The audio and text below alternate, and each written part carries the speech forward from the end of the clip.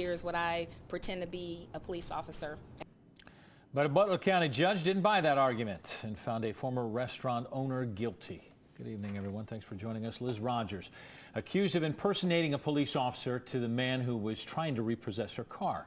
She went to trial last week, and the judge read his decision in the case today. Local 12's Larry Davis was in the courtroom, and he joins us live from Hamilton with reaction. Larry. Hi, Paula. Well, it's been a bad past year or so for Liz Rogers. Her restaurant on the Banks folded a few months back, and today a judge found her guilty of posing as a police officer. Liz Rogers admitted to carrying a courtesy badge in honor of her sister, who was injured as a Cleveland police officer, but she denied claiming to be a police officer. Judge Dan Hoy says he didn't buy her entire story that she gave to a repo man and to police. Those types of inconsistencies with respect to the statements that are being made, differing as they were, whether it was on the phone with the police officer or given in the testimony here today, all lead the court to believe that the testimony offered by Ms. Rogers was not credible. The judge found her guilty, but suspended a 30-day jail sentence. He fined her $150 and placed her on 1-year probation. Outside of court, Rogers professed her innocence. Never in a million years would I pretend to be a police officer. Everybody in this city knows exactly who I am. And one thing that's never been written about me is that I'm stupid. I'm very intelligent. Rogers was once offered diversion in lieu of a trial, but turned down the offer. Never have any regrets.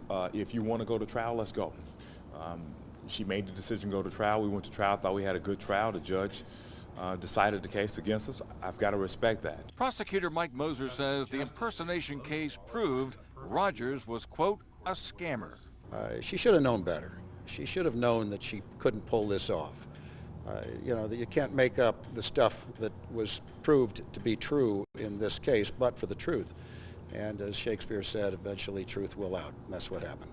Liz Rogers first made news when the city of Cincinnati loaned her $300,000 to open Mahogany's at the Banks. She defaulted on the loan and the restaurant closed.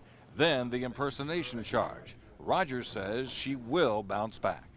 Just another bump in the road that's pretty much behind me, so it is what it is.